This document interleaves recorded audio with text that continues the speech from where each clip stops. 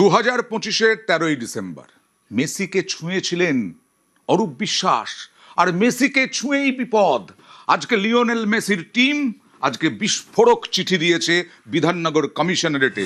অরূপ বিশ্বাস, তার বিরুদ্ধে কি কি অভিযোগ তাদের প্রকাশ্যে একেবারে বিস্তারিতভাবে জানিয়ে দিয়েছে যে ওখানে যারা স্বীকৃত নন তারা ওই মাঠে উপস্থিত ছিলেন ওই সময়।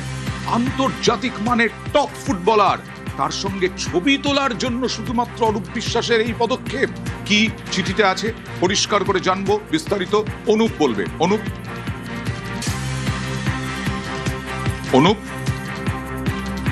মেসি কাণ্ডে আরো বিপাকে অরূপ বিশ্বাস, অরূপের বিরুদ্ধে বিস্ফোরক টিম মেসি আর শতদ্রু দত্ত, তাকে ক্লিন চিট।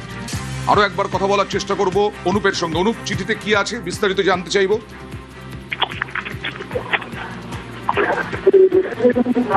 না অনুপ, তোমার কথা শোনা যাচ্ছে না।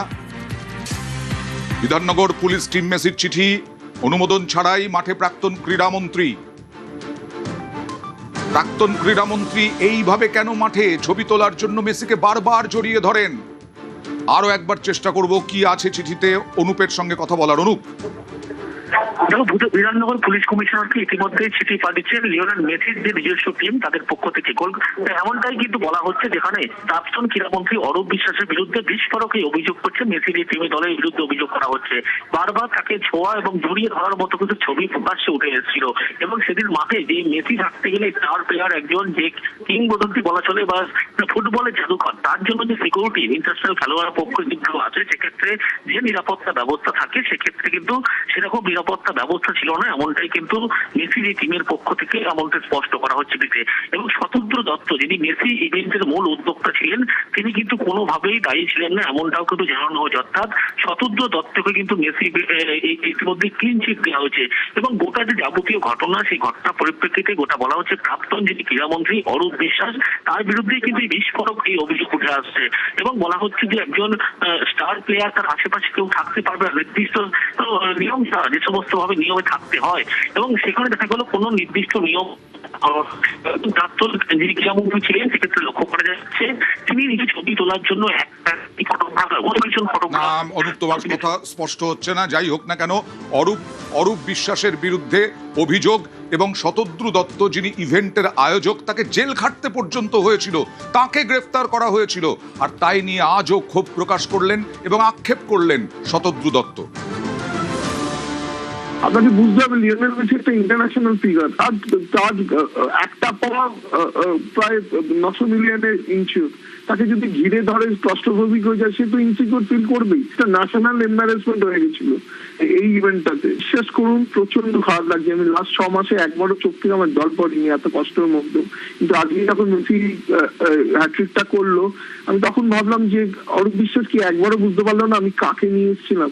ভাবুন, আমি রক্ত মাংসে মেসিকে মাঠে ঢুকিয়েছিলাম, তারপরে আমাকে কত কিছু শুনতে হয়েছিল। কিন্তু একটা লোকের ইনম্যাচুরিটি, একটা লোকের নিজের ছবি তোলার নেশার জন্য এত বড় একটা ইভেন্ট, এটা আমি বাকি 3টে স্টেটে সুন্দরভাবে করলাম, নিজের দেশে নিজের স্টেটে আমি করতে পারলাম। দুঃখ তো খুবই লেগেছিল।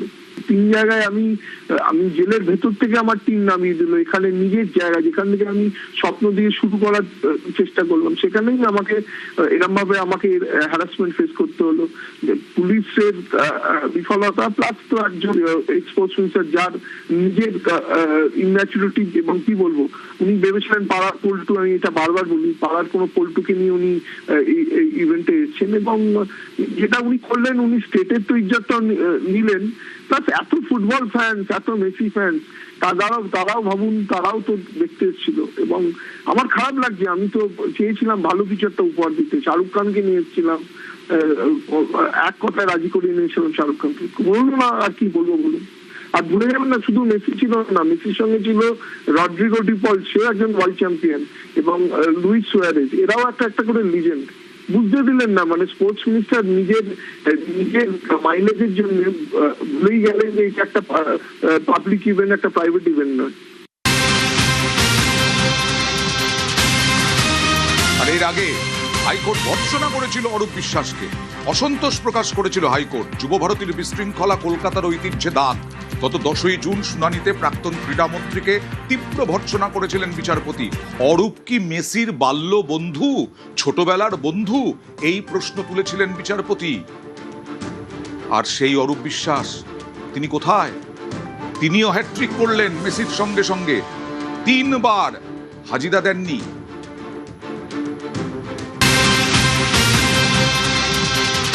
ডেডলাইন পার হয়ে গেছে, অরূপ বিশ্বাসকে আর পাওয়া যাচ্ছে না। মেসি কাণ্ডে হাজিরা এড়িয়ে এড়িয়ে এড়িয়ে হ্যাট্রিক। নোটিশের 48 ঘন্টার মধ্যে হাজিরার নির্দেশ ছিল। বিধাননগর দক্ষিণ থানায় হাজিরার নোটিশ দেয়, সময়সীমা পেরোলে অরূপ হাজিরা দেয়নি। আর ক্রীড়ামন্ত্রী ইন্দ্রনীল খাঁ তিনি কি বলছেন দেখুন। এ নিয়ে গ্রস প্রফেশনাল মিসকন্ডাক্ট এবং তার সাথে সাথে মেসিকে যেভাবে করে ইনঅ্যাপ্রোপ্রিয়েটলি টাচ করছিল, বলপূর্বক জড়িয়ে ধরছিল, খুব ইনডিসেন্ট বিহেভিয়ার এটাকে বলবো। এবং মেসি নিপাট ভদ্রলোক, যে তখন দুগালে দুটো চর কুচিয়ে মারেননি। বাঙালিদের ক্ষেত্রে এক খুব লজ্জাজনক অধ্যায় যে মেসির মতন একজন কিংবদন্তি প্লেয়ার নীরব প্রতিবাদ করেছিলেন, মাঠ ছেড়ে বেরিয়ে গেছিলেন। বিশেষ করে স্পোর্টস মিনিস্টার তৎকালীন যিনি ছিলেন, তিনি নিজে যেভাবে করে মিসবিহেভ করেছিলেন, যে মিসকন্ডাক্ট করেছিলেন, এবং পুলিশ প্রশাসন, তৎকালীন পুলিশ মন্ত্রী মমতা বন্দ্যোপাধ্যায়ের পুলিশ কোনো ক্রাউড কন্ট্রোল না করে, যেখানে মাঠের মধ্যে এত কয়েক কোটি লোককে নিয়ে সব মেসির মেসোদেরকে নিয়ে ঢুকে পড়ছে। মানে ন্যাচারালি মানে মেসির মতন প্লেয়ার বিশ্বজুড়ে জানে যে বাঙালিদের আবেগে ফুটবল জড়িয়ে আছে।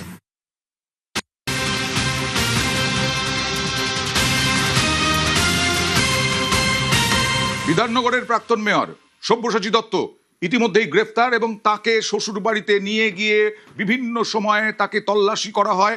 আজকে সম্পত্তি বাজেয়াপ্ত হলো সব্যসাচী দত্তর। 5 সম্পত্তি বাজেয়াপ্ত, সব্যসাচীর 5টি ব্যাংক অ্যাকাউন্ট ফ্রিজ, বিধাননগরের প্রাক্তন মেয়রের গাড়িও বাজেয়াপ্ত, এফডি নগদ 3,70,00,000 টাকা বাজেয়াপ্ত।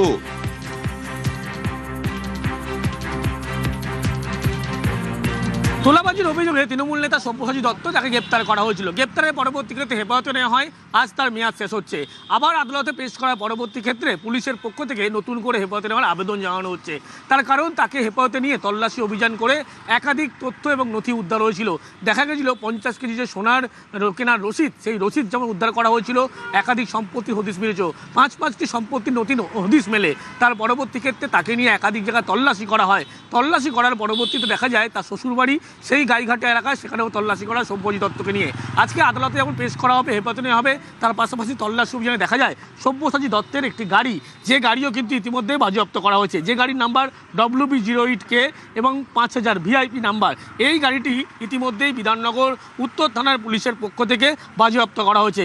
সব্যসাচী দত্তের বাড়ি এবং প্রত্যেক জায়গায় যখন তল্লাশি করা হয়, সেখান থেকে বলা হচ্ছে কিছু অল্প পরিমাণ সোনা যেমন উদ্ধার হয়েছে, সোনা কেনার বিপুল পরিমাণ রসিদ উদ্ধার হয়েছে, এবং তার পরবর্তী ক্ষেত্রে তাকে নিয়ে বিভিন্ন জায়গায় যখন তল্লাশি করা হয়, গাইঘাটা তার শ্বশুরবাড়ি এলাকায় সেখানে তল্লাশি করা হয়, এবং একাধিক জায়গায় তল্লাশির পরবর্তী ক্ষেত্রে একাধিক নথি এবং একাধিক ডকুমেন্টস উদ্ধার হয়।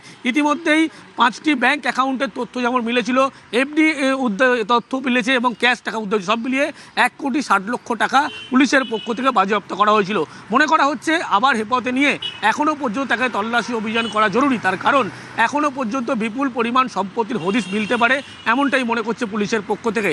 যে কারণে আদালতে পেশ করার পরে পরবর্তী ক্ষেত্রে তাকে আবার হেফাজতে নিয়ে পুলিশের পক্ষ থেকে জিজ্ঞাসাবাদ এবং তল্লাশি অভিযান করবে। ক্যামেরায় মনোজ কুমার, অনুপ চক্রবর্তী, নিউজ 18 বাংলা, কলকাতা। সম্পত্তি বাজেয়াপ্ত করেই ক্ষান্ত নয় পুলিশ। একেবারে তৃণমূল নেতা সব্যসাচী ঘনিষ্ঠ আরও যেসব তৃণমূল নেতা, তাদেরকেও তলব করার পরিকল্পনা এই মুহূর্তে পুলিশের। অর্থাৎ বিধাননগর থেকে আরম্ভ করে বিভিন্ন জায়গায় যারা সব্যসাচী ঘনিষ্ঠ, তাদেরকেও তলব করা হবে। তাদের বিরুদ্ধেও কি পদক্ষেপ?